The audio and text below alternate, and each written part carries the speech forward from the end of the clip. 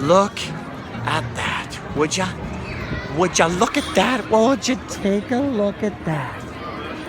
That is amazing. That is astounding. That is 180 some odd feet of amazing, fantastical, wonderful castle. And that's a crane. And this is the Sometimes Vlog. It's a vlog that happens sometimes. Welcome, everybody. Welcome to the Magic Kingdom. Cornfields of popcorn have yet to spring open. You guys remember that old No Doubt song? Welcome to the Tragic Kingdom. Anyway, this isn't the Tragic Kingdom. This is the Magic Kingdom. Not the original Magic Kingdom in the sense of Walt Disney referring to Disneyland as that, but the actual Disney's Magic Kingdom here at Walt Disney World. And this is the backside of Cinderella's castle. Not the backside of Cinderella. Oh, no. We can't do a vlog about that. But here is the backside of Cinderella's castle. And here's a little bit of construction. Why don't they let us see what's happening? Well, Walt Disney said, I don't want the public to see the world they live in while they're in the park. I want them to feel that they're in another world. Part of this quote is the reason, well, this quote is part of the reason, I should say, that this place exists. Do you guys really understand? Do you know about the history of Walt Disney World and the reason why the Magic Kingdom exists at all? I'm a Disneyland guy. Little American Pickers for you. I'm a Disneyland guy, and I know a lot about the history of Disneyland. I grew up almost literally in its shadow. Were it tall enough to cast one, our castle's a little shorter than this one. Just a little bit. Actually, this castle's about 2 point something times the size of ours. You could stack two of our castles on top of each other and they wouldn't reach the tippity top of this one. They wouldn't, I tell you, they wouldn't. Anyway, when Walt Disney built Disneyland in Anaheim, California, he chose Anaheim because there was nothing around. Cheap land out in the orange groves, and a bunch of people who were scholars and experts at the time in urban growth and planning told Walt that that's the way that the population would expand from Los Angeles. Well, what nobody anticipated was for Disneyland to be such a crazy success that all of that farmland would be snatched up immediately, and the whole Interstate 5 corridor, that whole freeway down from Los Angeles to Disneyland would be like, people everywhere. Immediately, almost immediately. The 1950s saw Orange County explode in population, and by the time Disneyland was really profitable, Mary Poppins was making a bunch of money, they're adding all this stuff to Disneyland, and Walt had turned his sights to future projects. Disneyland was completely surrounded, landlocked by progress.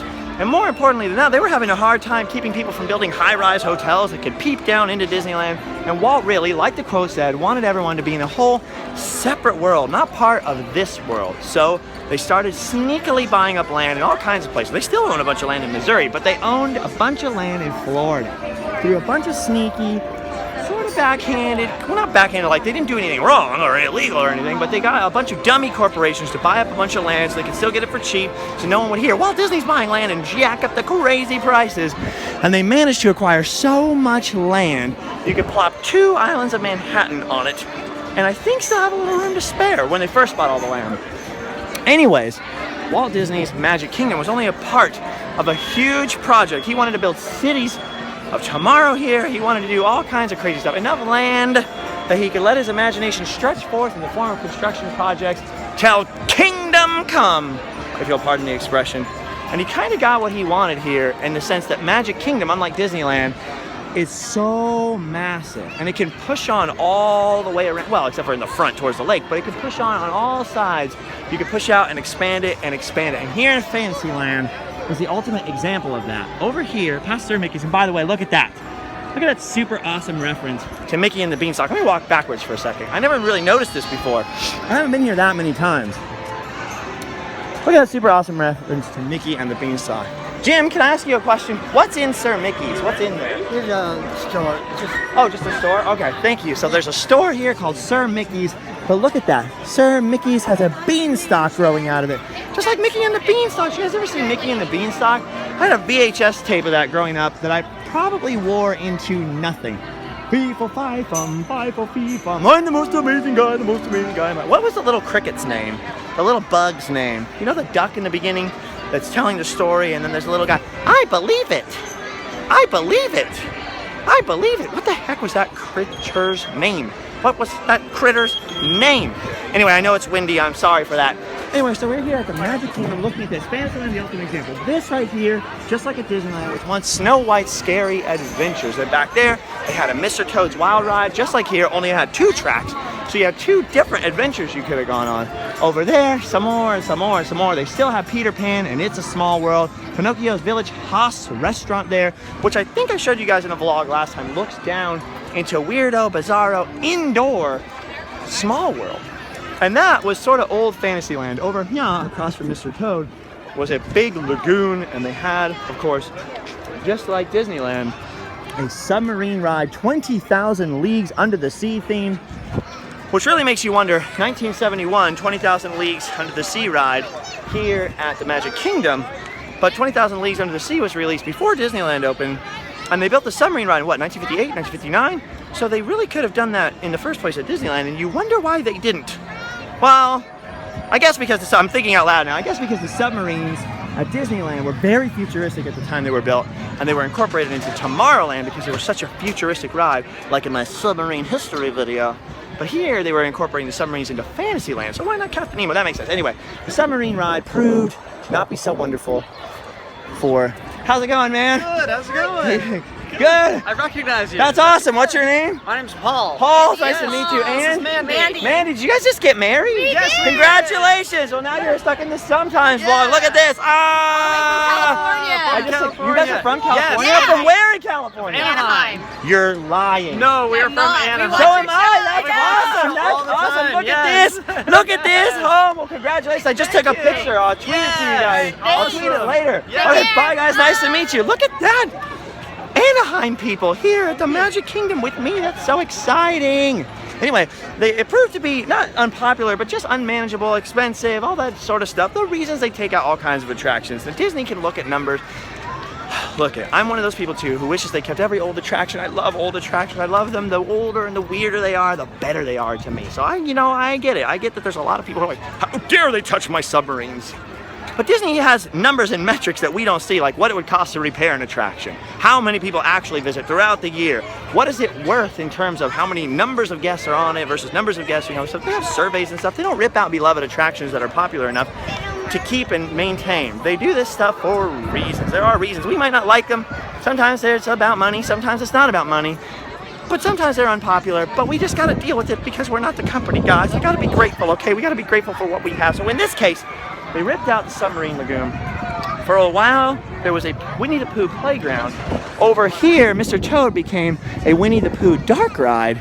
And see, this is all stuff I've learned in the last week. I'm sorry for the wind. It's pretty crazy right now. It popped up, which is the reason why I'm not filming more Random Land right now. I'm sort of waiting to see if the wind dies down a little bit as the sun goes down. Anyway, the submarine lagoon was then replaced eventually by a playground, and then eventually by this, the Seven Dwarfs Mine Train attraction. I just got off of riding it. I did film it. I'm very, very excited about it. I wanted to do a vlog on it, but I decided to film it with a little bit better quality, a little bit better of a camera, so we can cut it together a little better. And so I will upload that to the Random Land channel, even though it's a very simplistic video, because a lot of people asked me to show it. So there it is, the Seven Dwarfs Mine Train. Now, contrary to popular opinion on the West Coast, this ride didn't actually catch on fire. The Wishes fireworks show shoots off from the castle and different stuff, just like at Disneyland. And some of the embers lit some of the grass on the hill on fire. Not long after the attraction opened, not too long after the attraction opened, but contrary to the West Coast rumor that the ride burned down, no, it didn't burn down. It was actually reopened later that night. Actually, I have a friend of mine who was here when it happened, which is just insane. That's such a cool thing to witness, I guess. I mean, it's scary. I'm sure it was scary and all that, but what a cool thing to have witnessed after it happened. It's an incident it's on Wikipedia even. Wow! Anyway, so they pushed all this back. Apparently, Fantasyland used to end here, and they pushed it back and created new Fantasyland. So I thought, today, we might as well take a look at it. You see, the last time I came here and did a vlog from that castle out, I don't know, I think this same sort of direction. Oh no! So scary.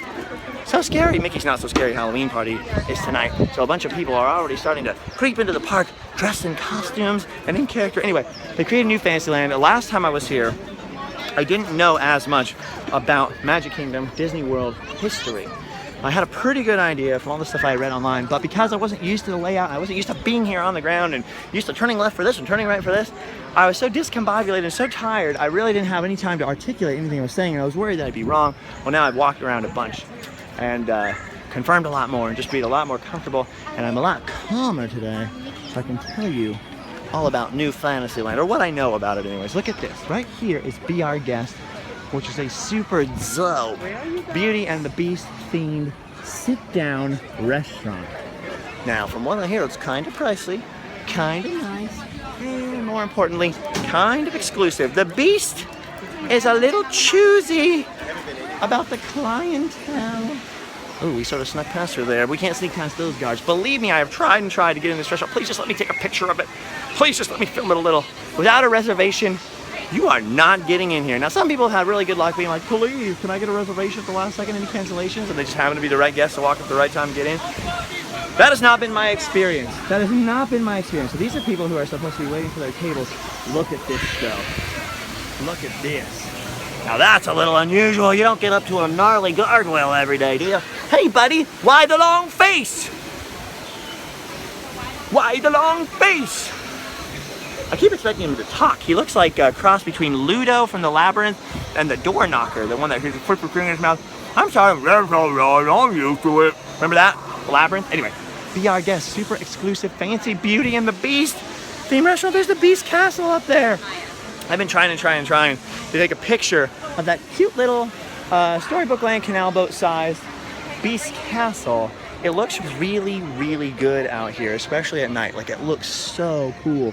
The forced perspective really works, and the effect of the huge castle, but it looks far away, really, really works, especially at night. Every time I take a picture of it, it just looks flat and small. And I promise you that in real life, the effect is so much better, especially when you're cresting the hill of the Seven Dwarfs mine train and taking a look at that.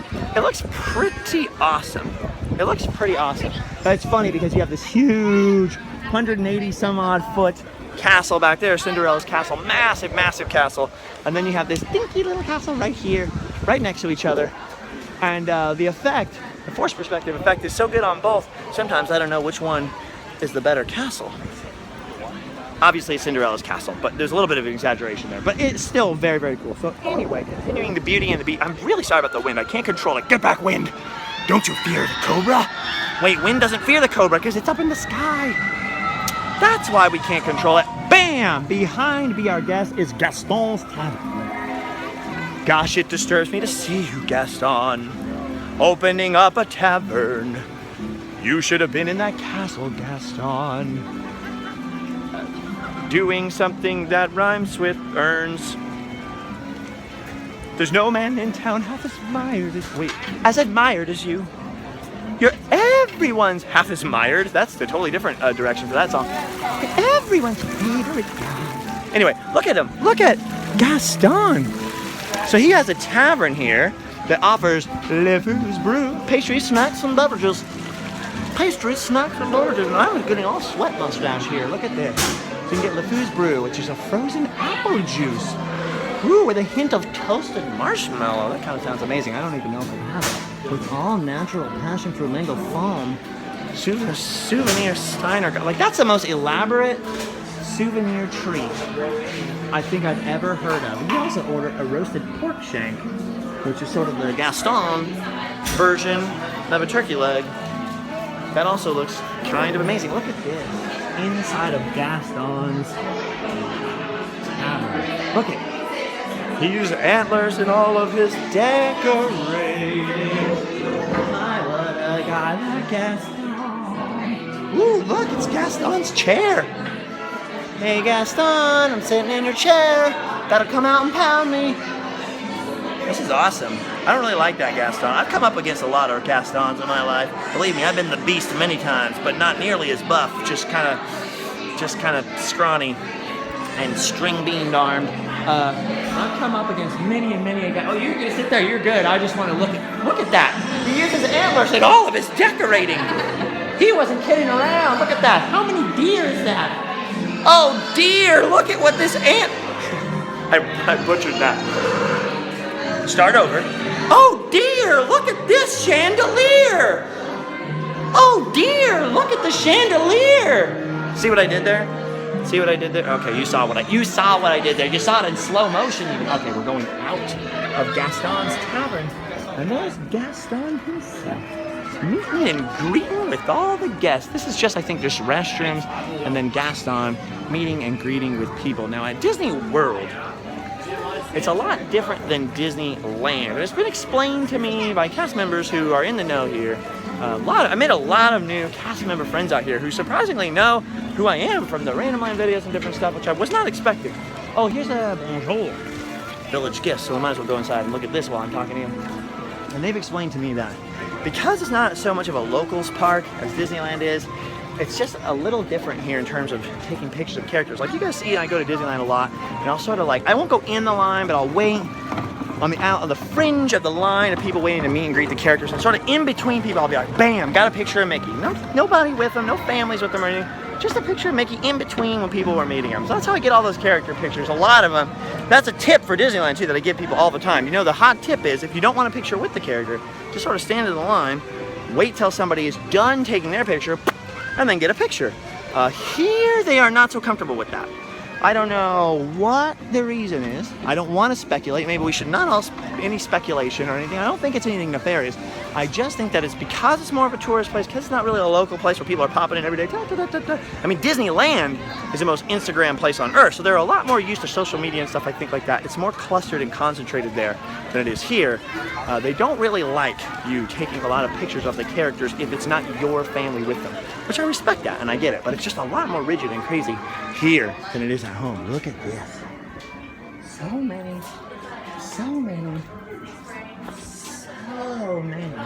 Beauty and the Beast products in here. Look at that. Goals. Except for the being a hairy monster part. I'm not that hairy.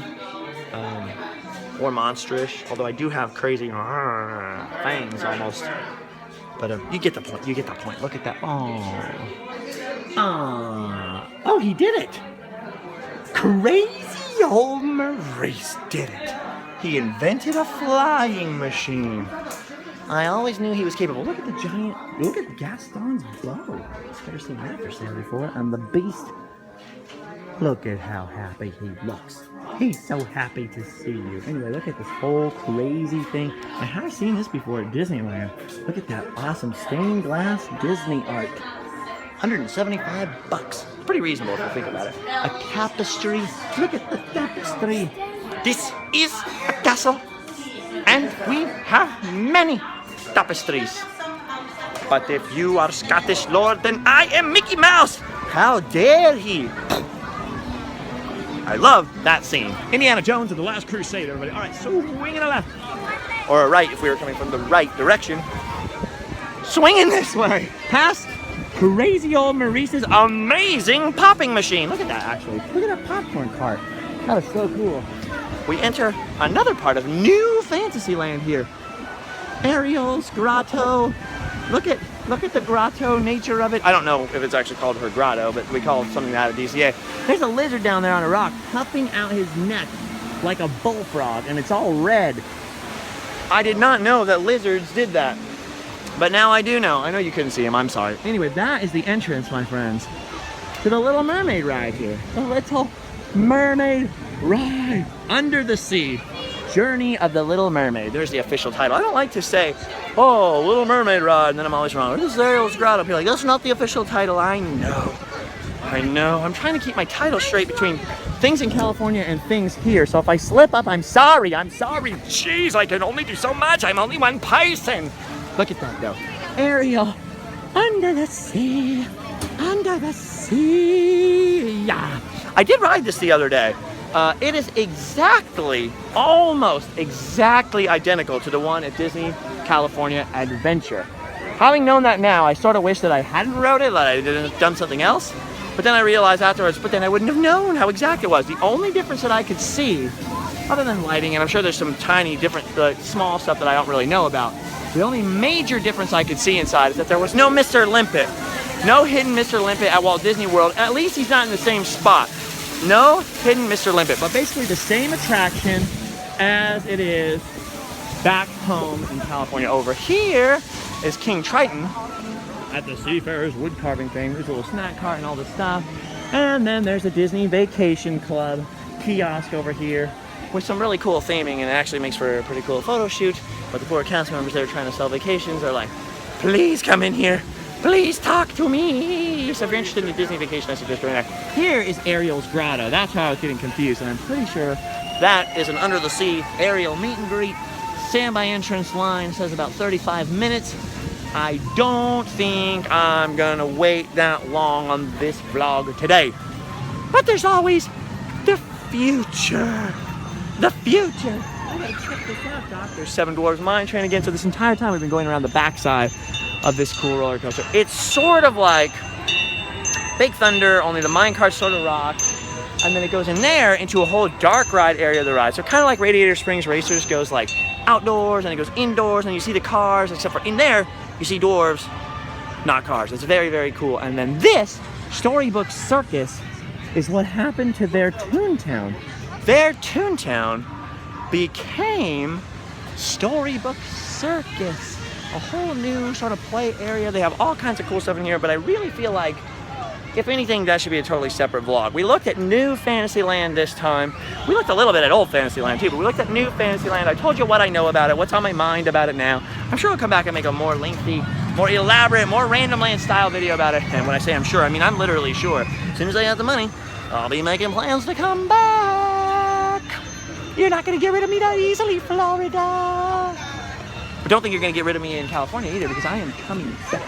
And I'm coming back with a vengeance, folks. I'm coming back with a vengeance, a sore back and sore knees, and a vengeance and an appetite for napping.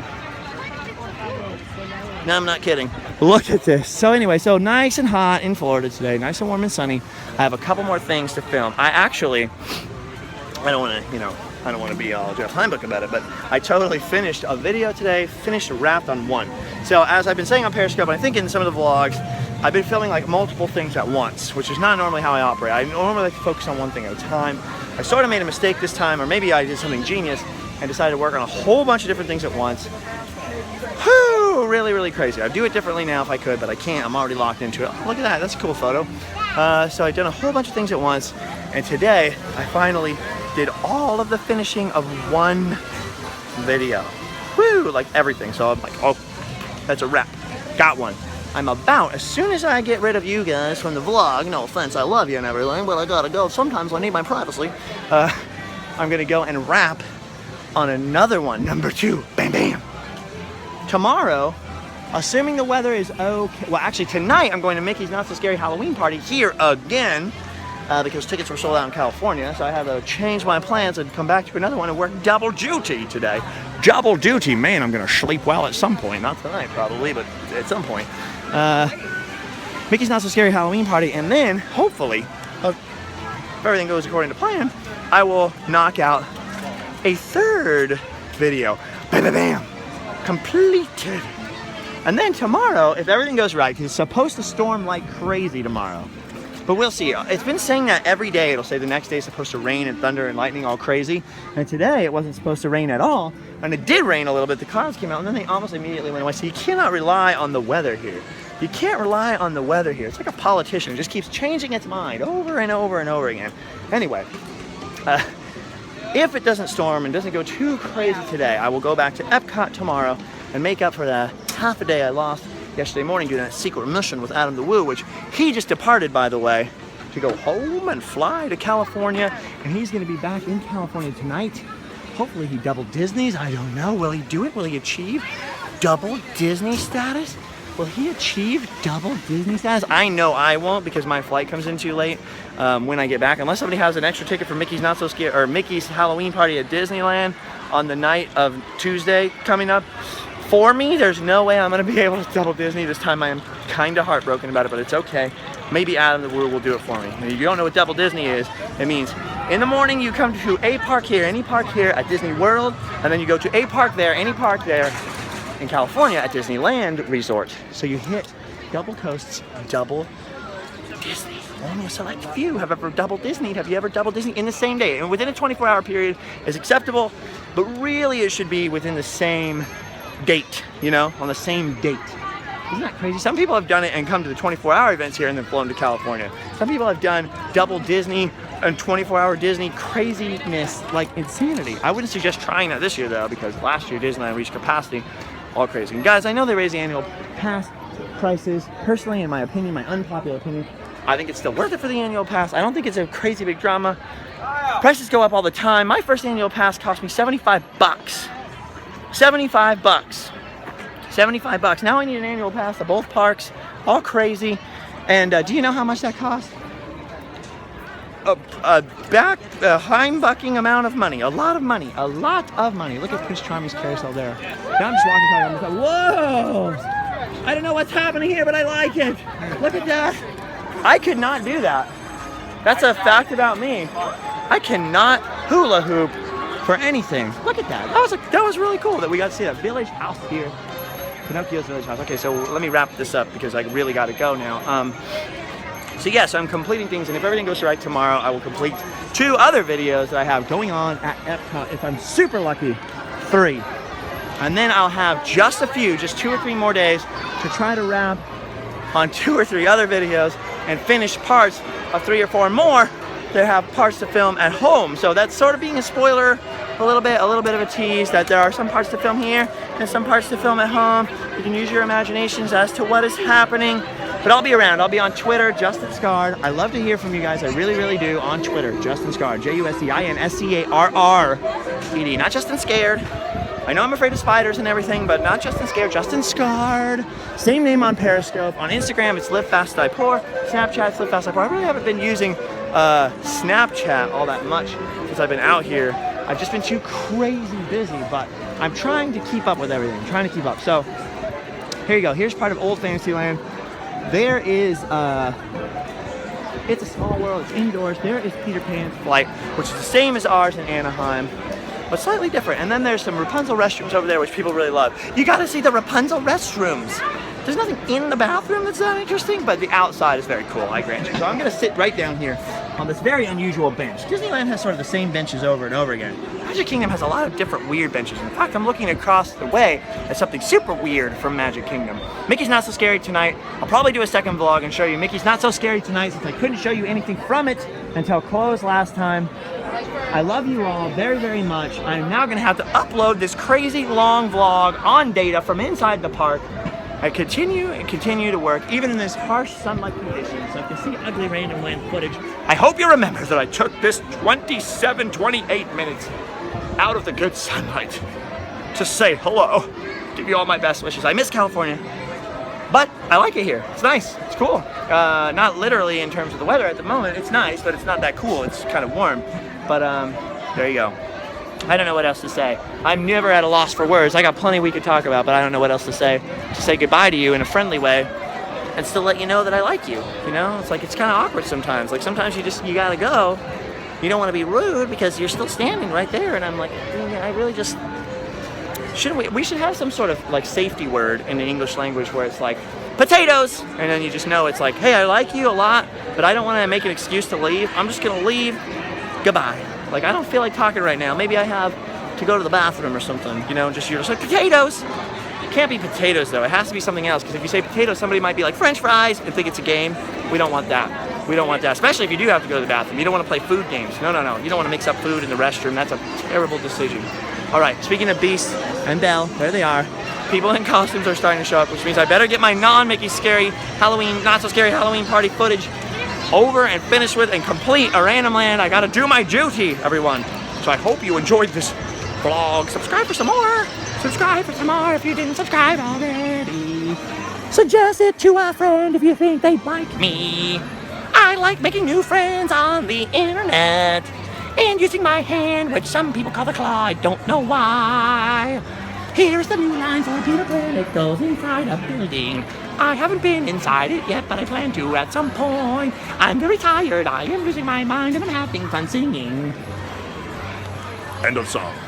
All right, I'm going out this way towards the Haunted Mansion, which I'm not going to show you on this vlog, but I will show you in the future. I have shown you before on Periscope, and I have a fast pass for Big Thunder, and I really, really have to go. Goodbye, goodbye. Goodbye. Don't don't forget about livefastnightport.spreadshirt.com.